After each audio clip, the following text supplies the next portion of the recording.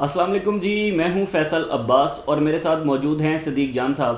صدیق جان صاحب، اب یہ ایک نئی بات سامنے آئی ہے کہ چیف جسٹس غازی فائزہ صاحب نے مولانا فضل الرحمان کو بلایا، اس کے بعد چیمبر کے اندر ملاقات ہوئی، اور اب یہ خبر سامنے آ رہی ہے کہ غازی فائزہ صاحب جو ہے وہ ایکسٹینشن کے لیے مولانا فضل الرحمان کا اور جے یو آئی فے کے حوالے سے کوئی ووٹ لینا چاہتے ہیں۔ دیکھیں، یہ تو الزام ہے اور اس پہ ذرا بات کر لیتے ہیں، کیونکہ شہر اقتدار میں یہ بات بالکل ڈسکس بہت زیادہ ہو رہی ہے۔ پہلی بات تو یہ ہے کہ یہ حیران کن ایک بات سامنے آئی ہے کہ مولانا فضل الرحمان صاحب کو خصوصی طور پہ سپریم کورٹ بلایا گیا، لیکن بات وہی ہے کہ جب آپ بند کمرے میں چیزیں کریں گے اور تفصیلات نہیں پتہ ہوں گی تو پھر یہی ہوگا جو اس وقت ہو رہا ہے کہ مطلب کس طرح کی چیزیں ہو رہی ہیں اور کس طرح کے معاملات ہیں۔ اس میں پہلا یہی جو میں نے آپ کو بتا دیا کہ مولانا فضل الرحمان صاحب کو خصوصی طور پہ قاضی صاحب نے خود بلایا۔ اچھا، یہ وہی مولانا فضل الرحمان صاحب ہیں جو بہت سخت جو ہے وہ قاضی صاحب کے والے سے پریس کانفرنس کر چکے، بیانات دے چکے، ان کی جماعت بیانات دے چکی۔ ان کی جماعت جو ہے انہوں نے ظاہر ہے وہ کام تو نہیں کیا جو ٹی ایل پی نے کیا، قاضی صاحب کے والے سے خطرناک ایک اعلان کیا، لیکن سخت باتیں بہت زیادہ کی، بہت سخت باتیں کی۔ اس کے باوجود ان کو جو ہے کہ بلایا گیا۔ ظاہر ہے جب تک سپریم کورٹ سے تفصیلات سامنے نہیں آتی اس وقت تک تو جو بات ہو رہی ہیں وہی بتائیں گے۔ پھر سب سے حیران کن یہ ہے کہ بہت حیران کن ہے کہ قاضی فائزہ صاحب کے جو سیکرٹری ہیں ڈاکٹر مشتاق صاحب، انہوں نے جا کے قاضی صاحب کو گاڑی سے ریسیو کیا، پارکنگ گیٹ سے بھی باہر جا کے، مولانا فضل الرحمان کو بالکل مولانا فضل الرحمان صاحب کو۔ اب یہ میں نے نہیں دیکھا کہ گاڑی کا دروازہ بھی ڈاکٹر مشتاق صاحب نے کھولا تھا یا نہیں، کیونکہ میں نے جو ویڈیو دیکھی اس میں تو ان کو وہ گاڑی سے اترتے ہی ڈاکٹر مشتاق صاحب ریسیو کر رہے ہیں۔ اب یہ بھی بہت حیران کن ہے کہ ڈاکٹر مشتاق صاحب جو ہیں ان کا قاضی فائزہ صاحب کو ریسیو کرنا۔ اچھا، پھر بریک میں، پہلی بریک میں اٹارنی جنرل پاکستان کا مولانا فضل الرحمان صاحب کو اپنے آفس میں لے جانا، وہاں پہ چائے شائے پلانا، وہ امپورٹنٹ ہے۔ پھر اٹارنی جنرل پاکستان جہاں پہ بیٹھتے ہیں وہیں پہ مولانا صاحب کو بٹھایا گیا اور 3 گھنٹے تک مولانا فضل الرحمان صاحب اور اٹارنی جنرل پاکستان آپس میں بات کرتے رہے۔ پھر اس کے بعد دوسری بریک ہوتی ہے، اس میں قاضی فائز عیسیٰ صاحب ان کو چیمبر میں مولانا صاحب کو بلا لیتے ہیں اور ساری کی ساری رسپیکٹ جو ہے وہ مولانا فضل الرحمان صاحب کو دیتے ہیں، جب وہ روشنم پر بھی تھے، جب وہ عدالت میں بھی تھے، ان کو بڑے ہیں آپ، یہ وہ سارا کچھ، اور چیمبر میں بھی۔ اب اس پہ ایک بات ہو رہی ہے کہ قاضی صاحب نے کیوں اتنی زیادہ رسپیکٹ دیا مولانا فضل الرحمان صاحب کو، اور الزام یہ لگ رہا ہے کہ قاضی صاحب شاید جو یہ سارا کچھ تھا، اور اٹارنی جنرل پاکستان کا قاضی صاحب کے ساتھ اتنا جڑ کے بیٹھنا، بات کرنا، کیونکہ اس وقت نون لیگ بھی قاضی صاحب کو ایکسٹینشن دینا چاہتی ہے اور قاضی صاحب بھی ایکسٹینشن لینا چاہتے ہیں، تو اس لیے جو ہے وہ اب ایک الزام لگ رہا ہے کہ قاضی صاحب نے اس لیے مولانا صاحب کو پروٹوکول دیا اتنے زیادہ کہ وہ مولانا فضل الرحمان صاحب کو ذرا ان کے دل میں اپنی محبت پیدا کر سکیں، اور مولانا صاحب جو ہے وہ ووٹ سینٹ میں اور قومی اسمبلی میں اعلان کر دیں کہ قاضی صاحب کی ایکسٹینشن کے لیے وہ ووٹ ڈالیں گے، کیونکہ دیکھیں حکومت کے پاس نمبر گیم نہیں ہے، اور اگر کچھ اور نشستیں ایسی مطلب جگاڑ کے ذریعے لینے کی کوشش کی جا سکتی ہے جو کہ بہت مشکل ہو گیا ہے، یا کچھ لوگوں کو منحرف کروا کے اور وہ ادھر سے 63A والا ریویو لگ جاتا ہے اور وہ فیصلہ منیب اختر صاحب کو اڑا دیا جاتا ہے، اور بندیال صاحب کا، اعجاز اللہ احسن صاحب کا، جس میں یہ ہے کہ فلور کراسنگ نہیں ہو سکتی، لوٹک ریسی نہیں ہو سکتی، پیسے دے کے بک نہیں سکتے، تو جو ووٹ ڈالے گا ڈیفیکٹ کرے گا ووٹ بھی کاؤنٹ نہیں ہوگا اور وہ ڈی سیٹ بھی ہو جائے گا، تو اس فیصلے کو ریویو کر لیا جائے، وہ فیصلہ کالعدم ہو جائے اور پی ٹی آئی کے کچھ لوگ منحرف ہو جائیں اور وہ ووٹ ڈالنے کا ایکسٹینشن کے لیے یہ ایک پلان مطلب ایک ہے، تو اس کے لیے لیکن جے یو ای ایف کے ووٹ سینٹ میں اور قومی اسمبلی میں ضرور چاہیے، اس کے بغیر کام نہیں بن سکتا۔ تو اس میں یہ اب آ رہا ہے الزام کہ قاضی صاحب نے اس لیے مولانا صاحب کو اتنی رسپیکٹ دی اور بلایا اور یہ سارا کچھ کیا تاکہ جے یو ای ایف جو ہے اس کے ووٹ قاضی صاحب کی ایکسٹینشن کے لیے پڑ جائیں۔ اب ظاہر ہے اب ایسا تو نہیں ہو سکتا کہ قاضی صاحب نے ان سے وہاں پہ کوئی ووٹ مانگ لی ہو کہ آپ نے ہمیں ووٹ دینے ہیں، لیکن ایک ہوتا ہے نا جب آپ کو کسی کو اتنی محبت دیتے ہیں، پیار دیتے ہیں، رسپیکٹ دیتے ہیں کہ آپ کا سیکرٹری جا کے، اور جب سے قاضی فائز صاحب چیف جسٹس بنے پہلی مرتبہ ایسا ہوا ہے کہ قاضی فائز عیسیٰ صاحب کے سیکرٹری نے کسی کو جا کے گاڑی کے پاس سے ریسیو کیا، پہلی بار۔ یہ حیران کن ہے بھائی، بات یہ ہے کہ علماء تو باقی بھی آئے تھے، باقیوں کو بھی آپ جا کے ریسیو کرتے، باقیوں کو بھی اتنی رسپیکٹ دیتے، مولانا کوئی کیوں؟ اس کا واضح مطلب یہ ہے کہ کچھ تو تھا مولانا صاحب کو قائل کرنے کی کوشش کرنا، لیکن وہیں پہ دیکھیں نا پی ٹی آئی کو بھی بھنک لگتا ہے پڑ گئی ہے، لگتا ہے پی ٹی آئی تک بھی یہ بات پہنچی ہے، اور دیکھیں اس وقت پی ٹی آئی کو عمران خان صاحب نے جو سب سے بڑا ٹاسک دیا ہوا ہے نا وہ یہ ہے کہ قاضی صاحب کی ایکسٹینشن نہیں ہونے دینی، اور ابھی آپ دیکھیں کہ عمران خان صاحب کا ایک بیان بھی آیا جس میں عمران خان صاحب نے کہا ہے کہ دونوں چیزیں نہیں ہونے دیں گے، قاضی فائز کی ایکسٹینشن نہیں ہونے دیں گے، اور اگر یہ سینیئرٹی کو بدلنے کی کوشش کریں گے وہ نہیں ہونے دیں گے، ہم پروٹیسٹ کریں گے۔ اب پی ٹی آئی کو جب یہ بھنک پڑی کہ یہ تو کام خراب ہے، تو کل جو ہے وہ 8:30 بجے گئے اسد کیسر صاحب اور ان کے ساتھ شبلی فراز صاحب تھے، بیرسٹر غور صاحب تھے، پی ٹی آئی کا ایک جو ہے وہ اخندزادہ صاحب، ان کا نام مجھے بھول رہا ہے، جو ترجمان ہیں تحریک تحفظ پاکستان، آئین پاکستان کے، تو جو اسپوکس پرسن بھی ہیں، تو وہ بھی ساتھ ہے. اور یہ سب جب گئے تو شاید اس کی وجہ یہی ہے کہ وجہ کیا ہے، بلکہ وہاں جا کے بات ہوئی، وجہ نہیں بات ہوئی باقاعدہ. اور اس میں مولانا فضل الرحمان صاحب کو کہا گیا ہے کہ آپ سینٹ میں اور قومی اسمبلی میں قاضی فائصہ کی ایکسٹینشن کو ووٹ نہیں ڈالیں گے. اچھا، جو میری اطلاع یہ ہے کہ اس ملاقات سے پہلے تک کی تو میری اطلاع یہ ہے کہ مولانا صاحب نے کمٹمنٹ کی ہوئی تھی پی ٹی آئی کے ساتھ کہ ہم قاضی صاحب کی ایکسٹینشن کو ووٹ نہیں دیں گے.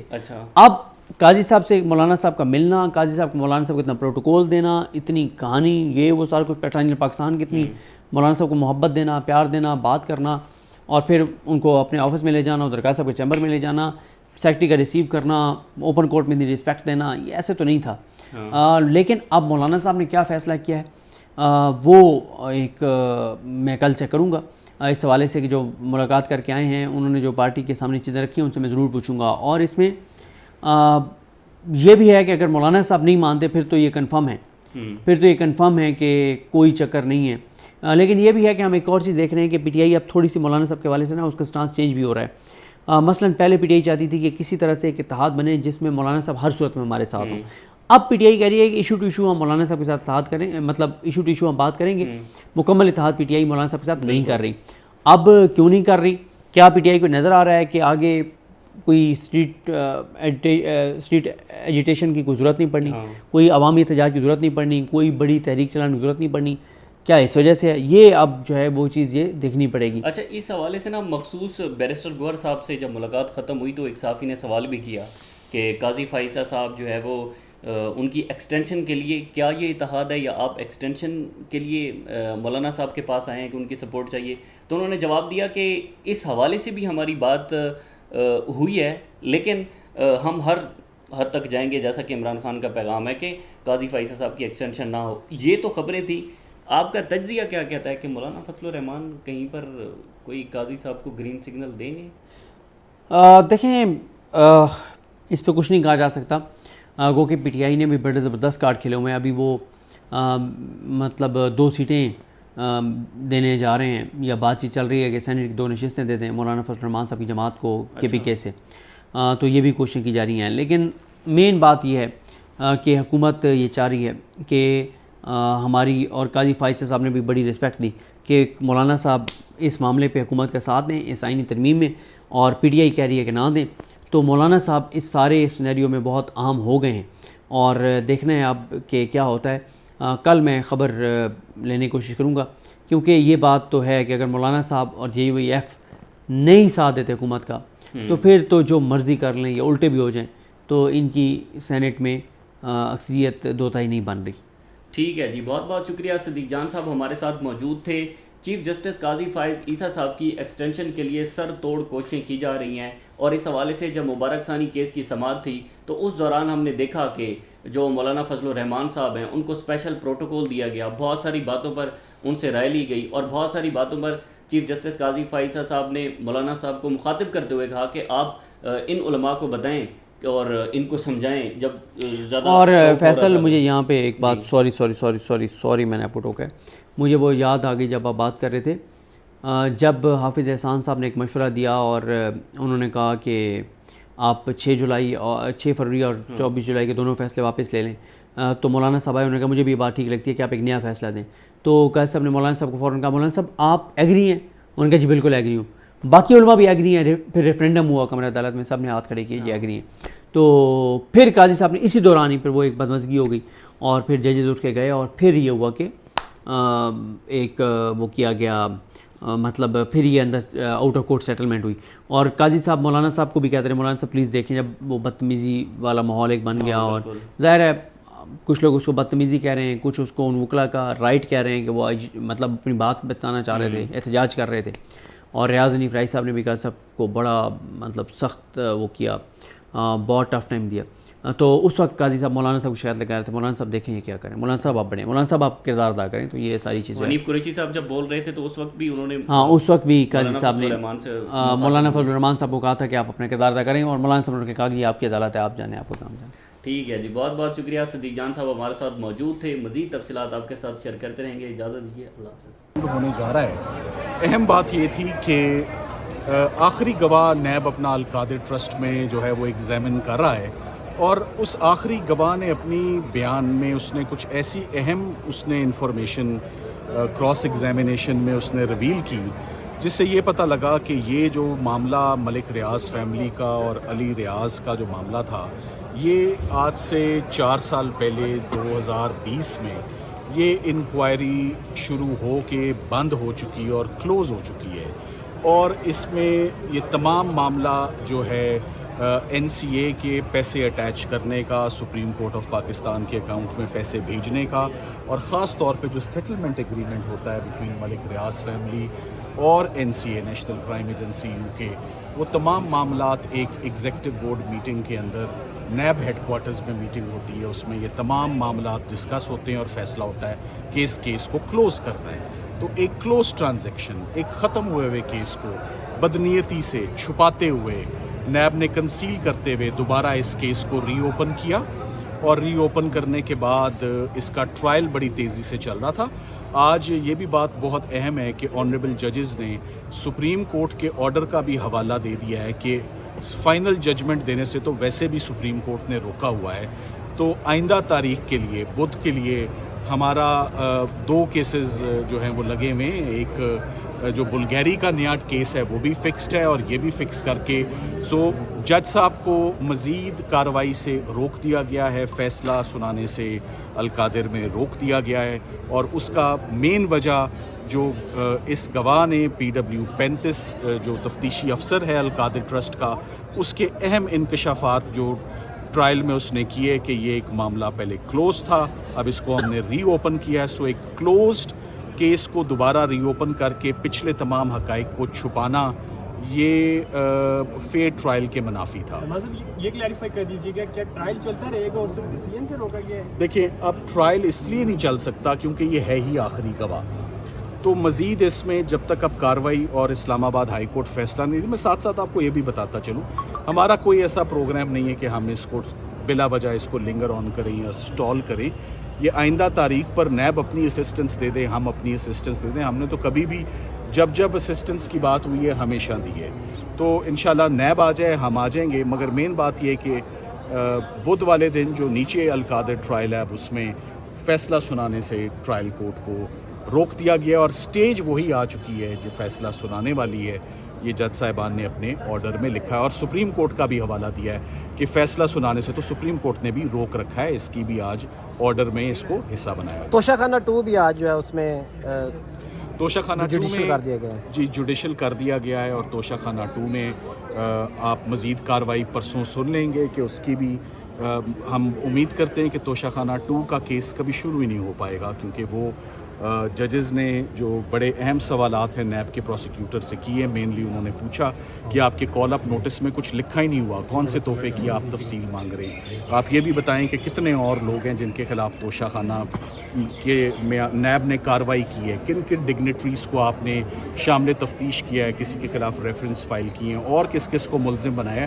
اور سب سے اہم بات کہ جب آپ نے پہلی تفتیش کی تھی گراف سیٹ کی جس میں 14 سال سزا ہوئی, تو تب آپ نے بلگیری کے سیٹ کو کیوں نہ آپ نے اس وقت تفتیش کی. سو نیب سے ایکسپیکٹ کیا جاتا تھا کہ وہ اسی وقت اسی سٹیج پر اپنی انکوائری کو مکمل کرتی. یہ چھوڑ کر کیوں رکھتا ہے ایک پارٹ کو, ایک سیگمنٹ کو, کہ جب ایک کیس سے بریت کا ٹائم آتا ہے, ریلیز کا ٹائم آتا ہے, تو اسی کا ایک چھوڑا ہوا ایک پارٹ, ایک سیگمنٹ کی بنیاد پر ایک نیا کیس جو ہے وہ چلایا جائے. ان تمام نکات پر اب میرا خیال ہے کہ پرسوں ایک بڑی مفصل اور جامع ہیئرنگ جو ہے وہ یہاں پر ہائی کورٹ میں ہوگی.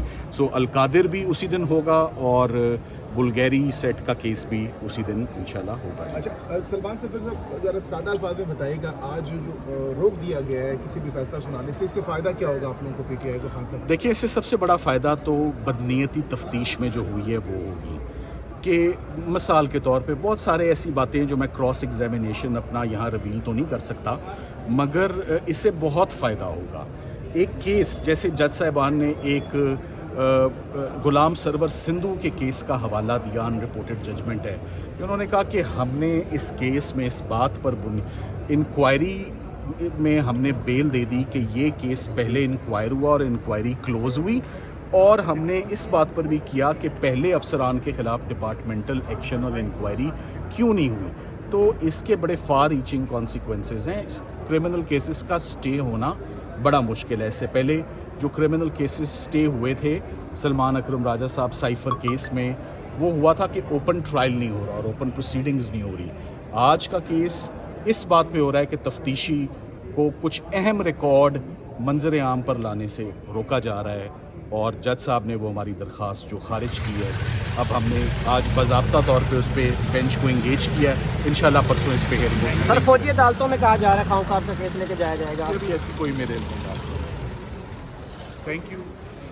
جا سکتا ہے سر فوجی عدالتوں میں کیس. معاملہ سب لنک کیا جا رہا ہے کہ فیض حمید کے جو ہے گرفتاری کے بعد عمران خان کا ملٹری کورٹ ٹرائل ہو سکتا ہے. آپ اس قانونی یہ پوائنٹس ساری بتا دیں. رومرز ہیں، ابھی تک ایسی کوئی چیز سامنے نہیں آئی ہے. یہ آئینی سنی طور پہ سنائی یا قانونی باتیں. طور پہ چیزیں خان ایسی صاحب ہو کے سکتی ہیں. خان صاحب کے جتنے کیسز ہیں وہ منظر عام پر آ چکے ہوئے ہیں، وہ سارے پروسیکیوٹ ہو چکے ہوئے ہیں. ان ساروں میں ضمانتیں یا سسپینڈڈ سینٹنس یا انڈر ٹرائل وہ کیسز چل رہے ہیں. کوئی ایسا نیا کیس جس کا آپ تذکرہ کر رہے ہیں نہ میرے علم میں، نہ ہی ایسا کوئی کیس کوئی اس سٹیج پر بن سکتا ہے، نہ ہی ہو سکتا ہے. 190 ملین میں سے کتنے خان صاحب کو ملے ہیں جو ان پہ کیس بنا ہے سر؟ تھوڑا سا اس حوالے سے بتائیے گا، کیونکہ سمجھا یہ جاتا ہے شاید خان صاحب کو جی وہ اس میں سے کوئی رقم ملی ہے. یہ اسی بنیاد پر ان کی ضمانت ہو گئی تھی کہ جب سی ایف او PW5 نے اپنا بیان دیا تو اس نے آ کے یہ بتایا کہ 1 روپیہ بھی نہ کبھی تنخواہ، نہ 1 روپیہ ان کے اکاؤنٹ میں ڈالا، نہ میاں کے نہ بیوی کے. ٹرسٹ بھی موجود ہے، گوسٹ ٹرسٹ نہیں ہے، اور اسٹوڈنٹس بھی پڑھ رہے ہیں. لمس کی فیکلٹی ہے، گورنمنٹ کالج کی فیکلٹی ہے، افیلیشن وہاں سے. سو اس بنیاد پر آپ کو یاد ہوگا کہ چیف جسٹس صاحب نے اور مسٹر جسٹس طارق جہانگیری صاحب نے عمران خان صاحب کی ضمانت کو ایکسیپٹ کیا تھا.